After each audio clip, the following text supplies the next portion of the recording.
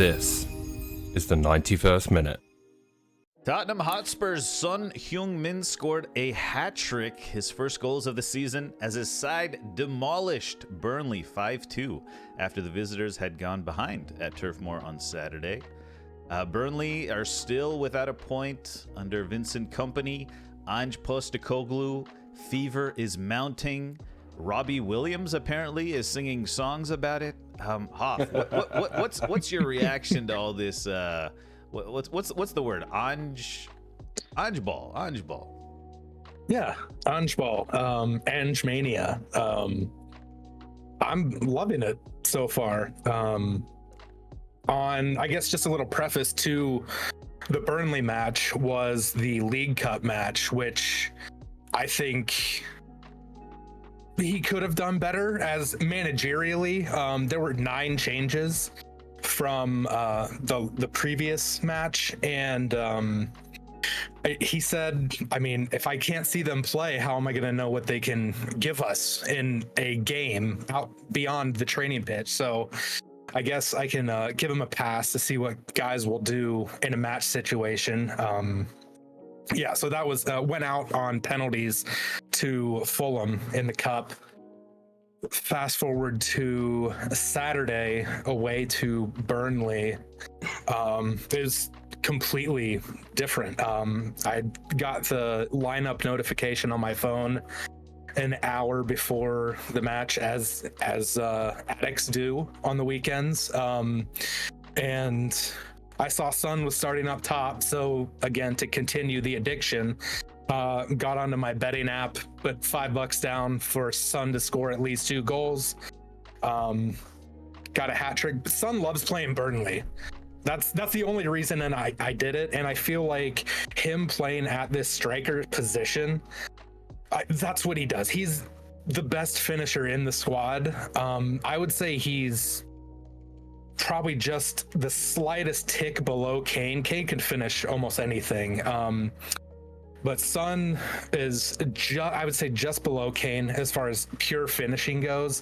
So I was happy to see him start at the central striker position. I'm also glad that we played Burnley early in the season before Kompany realizes that he doesn't have the players to play how he wants. Because that hasn't happened yet. So if you play Burnley in the next probably month, I would say, before they start being more pragmatic and defensive, it's good for you and your club. Yeah, I thought Son was fantastic. 3 good. His first finish was my favorite of the bunch. Just a little chip over the keeper that was rushing toward him. Manor Solomon got his first start as well. I thought he started off a little shaky, but I liked the chemistry between Solomon and Son. And Solomon had 2 assists on Son goals. I thought he played very well. James Maddison, a permanent fixture in my shout outs from Spurs games so far. He was great, had a very nice goal. Excuse me. Romero, we did our predictions earlier in the season, or just before the season, about overrated players, underrated players like that. I said Romero was probably going to be overrated. So far, I was wrong. I said that because he was just overly aggressive, ridiculously aggressive. He still is that a little bit, but I feel like becoming the vice captain, being given a leadership role, I think that kind of reined him in a little bit. Like, he's not just out there snapping tackles, I guess, and like taking guys down. He's a leader out there, and I don't know if that's validating his feelings he wanted to be a leader, but I feel like he's kind of reined in that recklessness to his game a little bit. And something that surprised me just scrolling through the post-match Twitter reactions, Romero and Van de Ven have 0 fouls between them so far this year, which is, I didn't believe it. But yeah, something that definitely opened my eyes as far as Romero. I think he's been very good. He's got 2 goals. Van de Ven has 2 goals as well, but unfortunately they're own goals. But yeah, just the Ange ball. I really like what he's done with the wing-backs. Pedro Porro, I still have some defensive concerns, not as much as I had before seeing him in the system. He had a great assist on Son's 3rd goal as well. That if you haven't seen that pass, look up that goal. It was just a beautiful ball around the defense to Son on the back post. And Destiny, I am on his hype train. I feel like he's one of the best left backs in the league. I don't feel weird about saying that. I think he's I think he improves any team in the league if he plays for them. He makes Man City a better team. I think he would if they would integrate him into their system. Not saying if he played the same way that he's playing. I think he has the skill set to play in any system. Because he didn't play like he's playing now at Udinese. He's completely... he's just so versatile and such a good player, and I'm glad that he pulled out of the Italy squad. Because I didn't want to risk injury for him. He's been fantastic. Yeah, he's been really good. He does everything well as a left back, Udogi. His movement's good. He gets forward when he needs to get forward.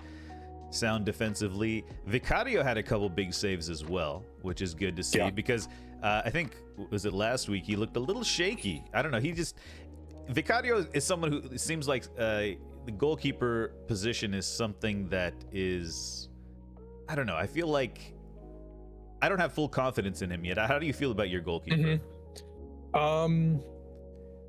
I think as far as a system fit, I think he's better than Lloris if you're just doing apples to apples in this system. Goalkeeper shot stopping wise, he has some great reflex saves. I think he's really, really good at reflex saves. There are those kind of shaky, scary moments. But I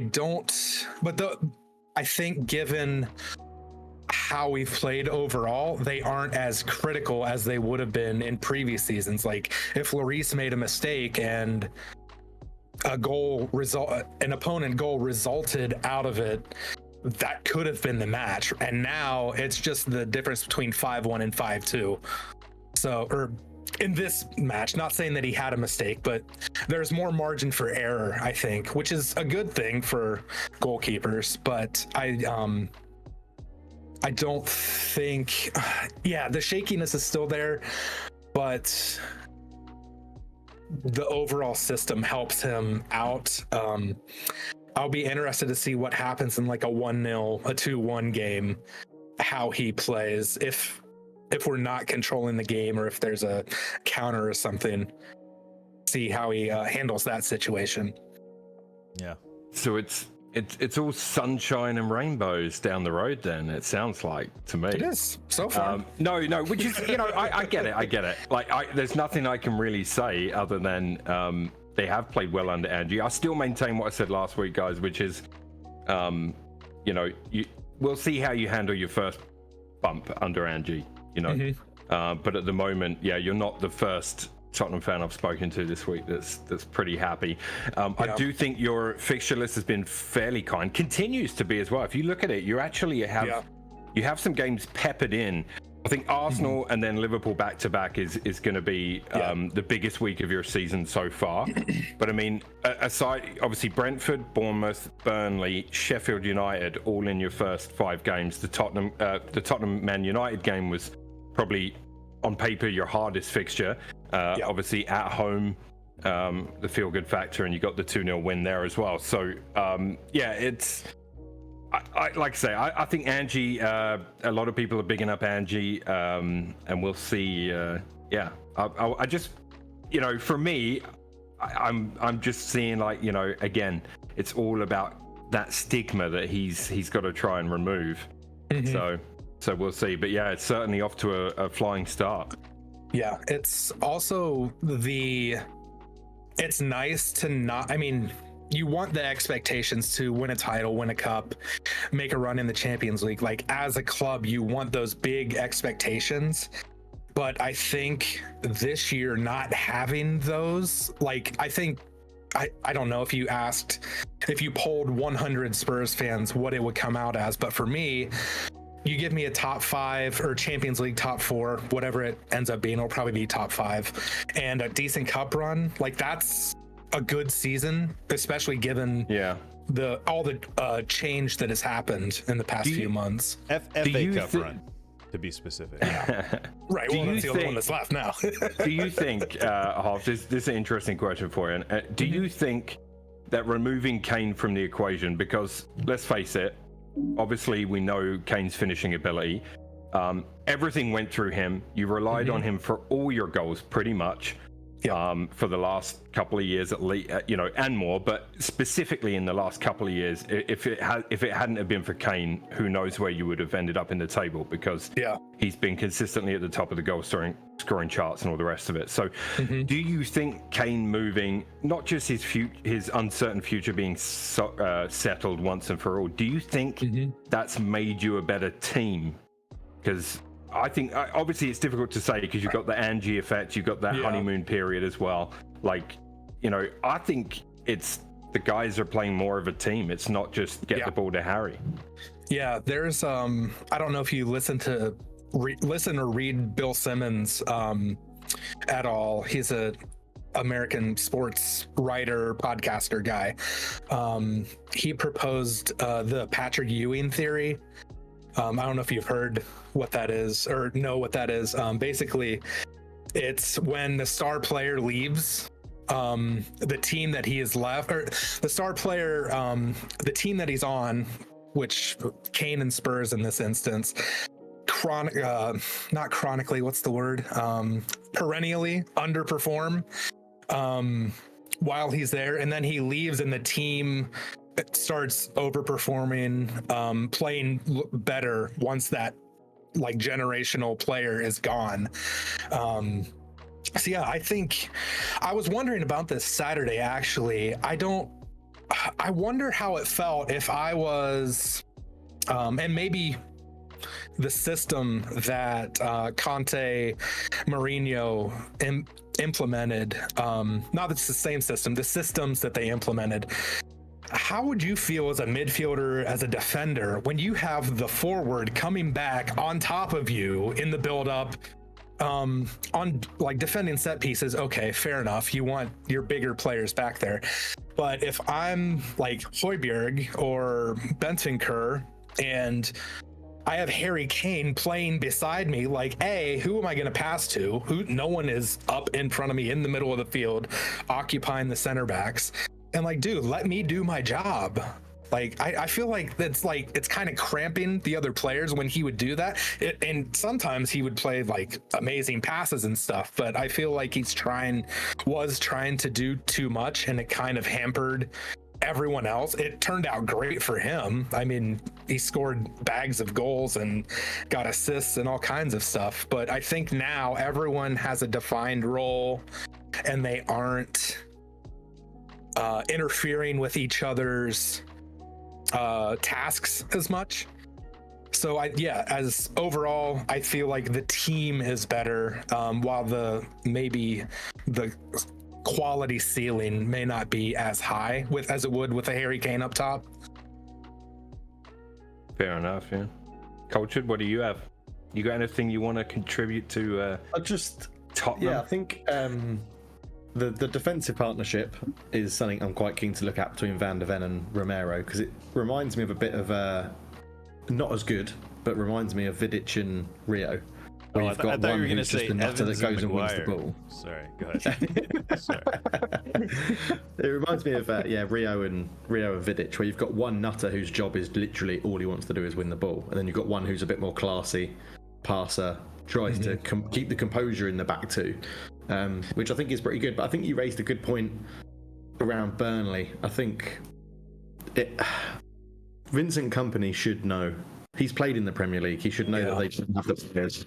My bell's gone. Apologies. Well, I have something to add. You guys, the Turkish transfer window hasn't closed, so you guys have offloaded Davinson Sanchez and Ndombele. Is it both to Davinson Sanchez to Galatasaray? Both to Galatasaray? They were both, and Ndombele was a loan because that contract is not. I guess it's not easily movable because he's been on loan pretty much since we've got him. Right. But yeah, he I don't think I've heard a lot of good reports about Ashley Phillips, the center back that was brought in from Blackburn, and he traveled with the team on Saturday. It seems like Ange likes him a lot, and he might just go right into the senior team and be that backup center back that travels. So hopefully he is the guy. We'll see. Ashley. Usually a lady's name. Usually. Just saying. Nah, plenty of ashes. Okay, sorry. I'm back. Yves Basuma, only player in the top 5 leagues. Only player in the top 5 leagues with 10 interceptions, 10 tackles, and 10 take-ons completed. He's a reborn player. He's a really nice player. I love this type of player. This is my favorite type of player. Like when we talk about GOAT discussion, it's like these are the players I like. The players that run the show type of thing. These orchestrators, you know. Love it. It's what Tottenham need. They used to have it with Dembele, right? Yeah. Yeah, I feel like he's the more modern version of Moussa Dembele. Yeah, that's a good shout. Yeah. Anything else you want to add about Tottenham, guys? Milo? Never. No. Oh.